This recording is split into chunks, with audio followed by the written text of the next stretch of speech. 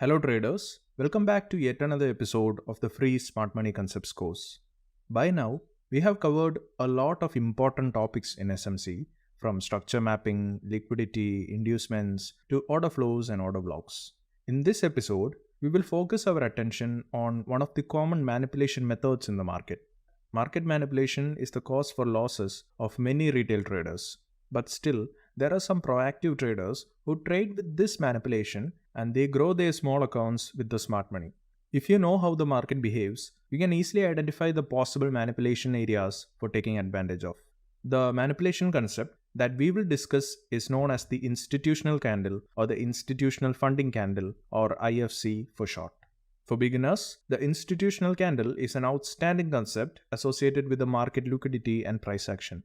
In addition, it is also a standalone powerful trading strategy that is followed by many SMC traders and price action traders.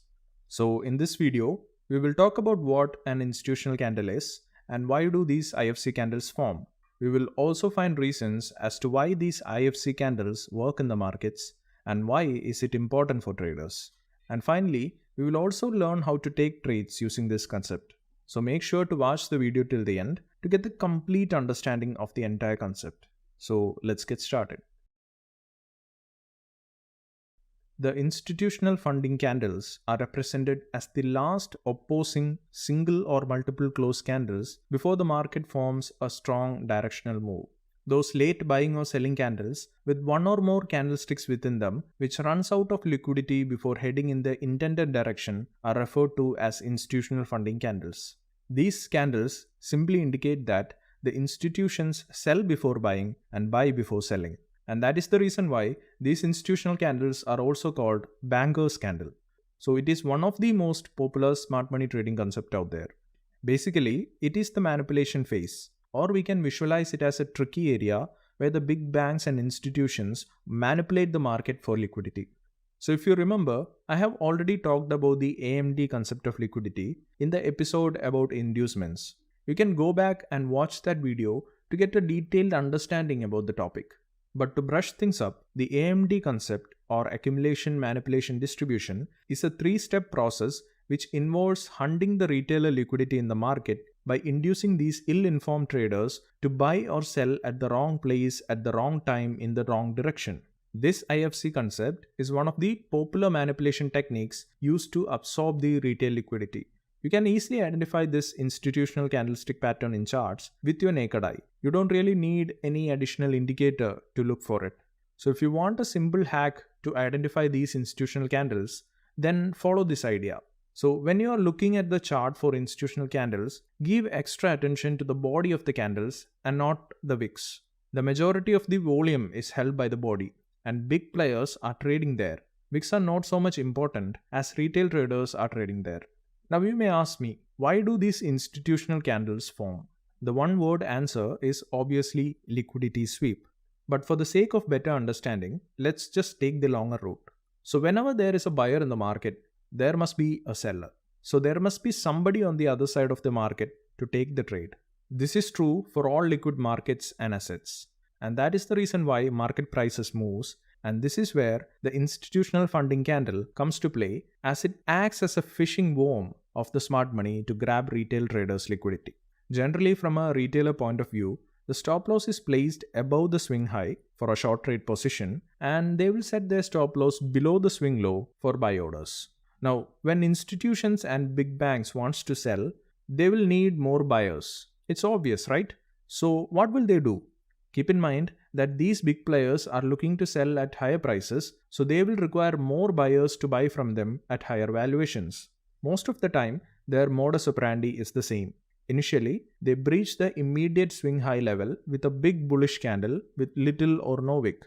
On different time frames, you might see different scenarios.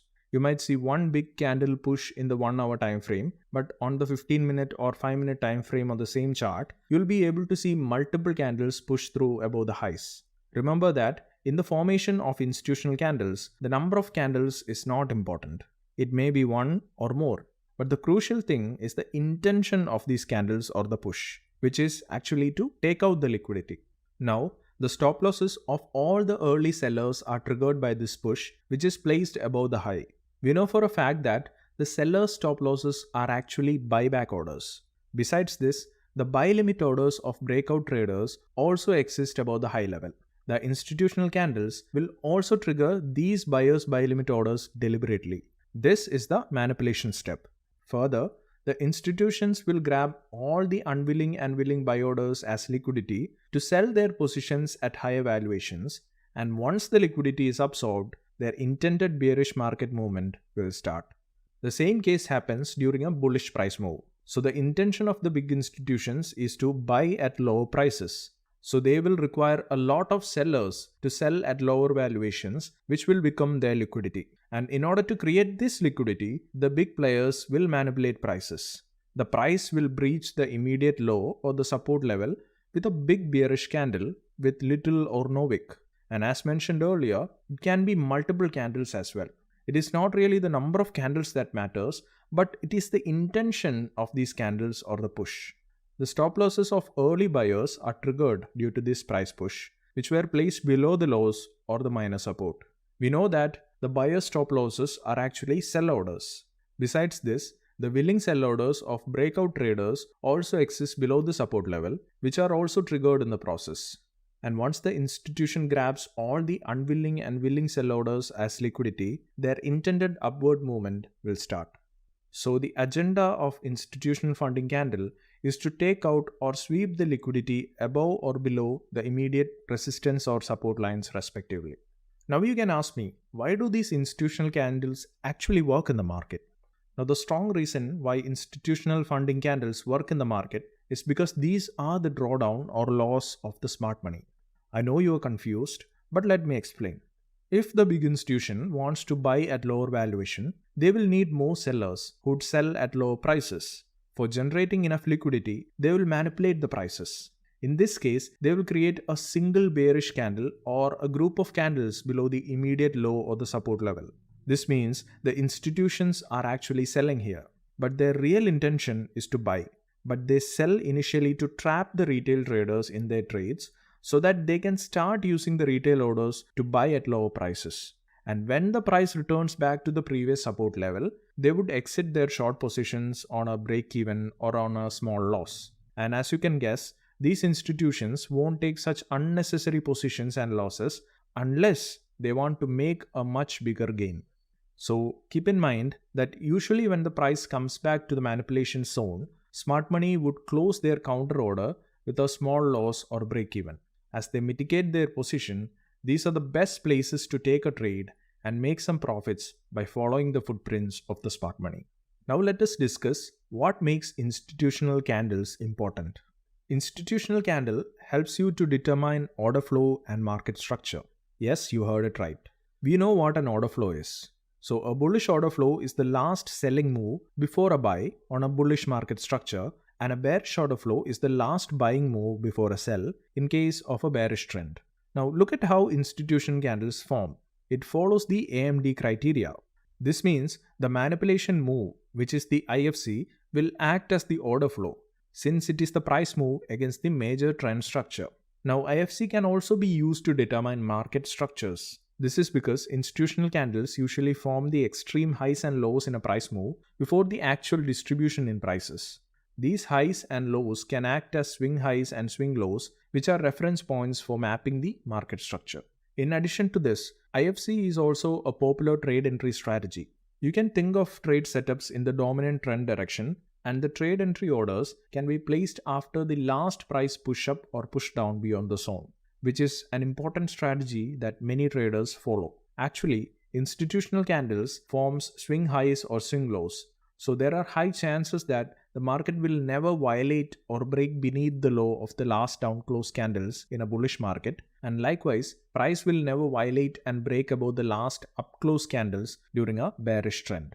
In addition to this, if you have watched my videos on liquidity, that is both major and minor liquidity, and if you have done analysis on the charts, then you might have come across innumerable situations of liquidity manipulations taking place in different locations and in different scenarios. These liquidity manipulations could be near equal highs and equal lows, near supports and resistances, during consolidation breakouts, trendline breakouts, during pattern formations, and so on. And on most cases, Within these manipulations, you can spot institutional funding candles, which goes deeper to grab the retailer orders.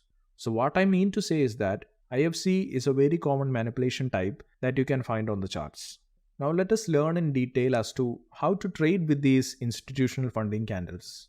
So first of all, you will have to mark up your major swing points that are formed by the institutional funding candles. Remember that in the upward moving market, the last down close candles are usually respected, while the last up close candles are respected in the bearish trending markets. In case if the market is in a consolidation period, then both these types of institutional candles are respected. Once you have identified the IFC candles, you need to mark the IFC range. For this, you need to select the Fibonacci tool from the toolbar and then select the highest and lowest points in the institutional candles. So the idea is to start plotting the Fibonacci retracement from the origin of the IFC candles. For bearish candles, start drawing from the highest to lowest point, and for bullish institutional candles, begin from the lowest point and follow through to the highest point. The Fibonacci retracement levels will be automatically plotted, but we only require the 0%, 50% and 100% levels. You can go to the Fib settings and change it accordingly. Now, even though you can execute a trade anywhere within the range of the institutional candles, it is mostly preferred to enter a trade either near the opening price of the institutional candles or at the 50% of the push. So you can trade within the Fib 100% to Fib 50% levels. This is your tradable zone. Now, where to take a trade entry is entirely up to you, depending on whether you are aggressive or conservative in your approach. But let me tell you, if you plan to take trades at 50% of the institutional candles, then you might miss some of your entries because price never always returns to the 50% level. But on the upside, if your limit order or market order is executed at 50% level, then you will definitely get a better reward to risk ratio. One additional thing you can do is you can use the Fibonacci retracement tool once again and select the Fib 1 and Fib 0.5 levels. This will generate another Fibonacci level at the 50% of our entry zone. This can further improve our chances of getting into most of the trade opportunities without having to take much risks. When it comes to stop loss setting, your stop loss should be placed above the highs of the institutional candles for the sell orders, and it should be placed below the low of the down-closed institutional candles for buy orders. You can even place your stop loss above or below the institutional candle's body or wick. But I personally prefer to place my stop loss above or below the wick. This is the best and safest place to place your stop loss. Now let's talk about the targets. Your take profits should be placed at the next area of interest or price of interest. It could be the next higher low, support or resistance, supply or demand zone, equal highs or equal lows, where ample liquidity exists to drive the market to the opposite direction. You can also place your take profits by analyzing the higher time frames. I think that as a beginner to SMC concepts, a bigger win rate is more important than the large reward to risk ratio. So you should cut over expectations and place your targets at a specific logical area and be consistent with it. And always try to improve your entries, thereby you can maximize your rewards. Now let's take an example to understand the concepts even better. In this case, the price is trading within a range. In such cases, both the up-closed and down-closed institutional candles are usually respected by prices. Now as you can see, price formed equal lows, which I have marked here, and then it consolidated for a while. Then the price moved lower and it broke below the equal lows with candles having deep wicks to sweep the liquidity below this level. And once the liquidity was absorbed, the price moved swiftly, creating imbalances or fair value gaps on the way up. These imbalance formations are very important. It gives a reason for the price to return back and fill the inefficiency that was created. To know more about fair value gaps or imbalances, you can watch my video on the same topic. Anyways, when the price starts to move higher, we can identify the manipulation candles. In this scenario, these are the last down close candles. I have marked these candles. Now I have to identify the tradable IFC range. For this, bring up the Fibonacci retracement tool and select the highest point in the IFC candles, and then drag the cursor and select the lowest point in the institutional candles. This will give you the IFC range. As I have mentioned before, when price returns back to this range after mitigating the imbalance, we will look for long trading opportunities from Fib 1 or Fib 0.5 levels. If you want, you can also draw another Fibonacci retracement between the Fib 1 and Fib 0.5 levels to obtain another 50% level at the midpoint of these two levels, which will give a higher probability that your buy limit orders will get executed, and this intermediate level will provide a better risk to reward than the Fib 100% level. Now let us observe what the market did. The market moved higher, broke above the consolidation, after which it reversed, took a short reaction, and once again break below the resistance turn support level. Further, price consolidated near the resistance area where it formed equal highs. I have marked this level. Now the price made a build up and eventually break above the equal high level to sweep the liquidity above it.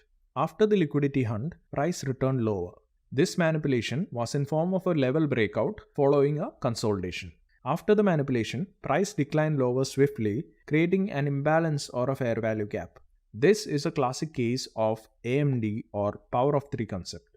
Also, this imbalance or inefficiency is a crucial part of the overall concept because it gives price a strong reason to return back and fill the inefficiency in prices. The manipulation move or the liquidity grab was done by institutional candles. In this case, the last up close candles are our IFC candles. I have marked these institutional candles here. Now, we have to mark the tradable IFC range using Fibonacci tool. For this, bring up the Fibonacci retracement tool and first select the lowest point of the IFC candles and then select the highest point of the institutional candles. Our tradable zone is between Fib 1 and Fib 0.5 levels. You can also mark the intermediate level between Fib 1 and Fib 0.5 levels for getting good results. So the overall idea is to place sell limit orders at any of the mentioned Fibonacci levels when the price returns to fill the inefficiency, and there are very high chances that the price will tap into this Fibonacci range and our sell orders will get executed. Now let's see how the trade has turned out in both the cases. So the price returned to our bullish trade setup. All the buy limit orders between Fib 1 and Fib 0.5 levels are executed. You can set your stop loss below the low of the IFC range. For target placement, you can choose this recent swing low level as your first take profit level. You can also choose the resistance level for target, but the probability of price reaching this level is low. And as you can see, the price moved higher and attained our first target. But the price did not move all the way up. Instead, the price reversed once again and sharply moved lower. Once an IFC range is tested, it is not useful anymore. The price breaks through all these ranges. Keep in mind that our bearish trade setup is still active. And after a while, price reversed sharply and it started to rise again. It came back to fill the price inefficiency and it tested all the sell limit orders placed between Fib 1 and Fib 0.5 levels. In this case, our stop loss can be placed above the high of the IFC candle. Our target can be set as the previous low formed. And as you can see, the price moved lower and hit our take profit level. I hope things are clear now. So you have to identify equal lows, equal highs, support resistance levels, where possible manipulations may occur and the institutional candles might form. Then you have to mark up the candles. It might be one candle in the higher time frame and multiple candles in the lower time frame. Now you know how to spot this smart money manipulation. Institutional candle is an advanced price action trading concept also. So make sure you learn this concept properly, backtest this strategy in multiple charts, and improvise consistently in paper trading. And when you get positive results, then only you should implement it in your live trading. So if you have come this far, thank you for watching this video. I hope you have found this video informative, and if it was useful, please make sure to like and share this video with your friends and fellow traders. And also don't forget to hit the subscribe button and turn on the notifications to stay updated on our latest videos.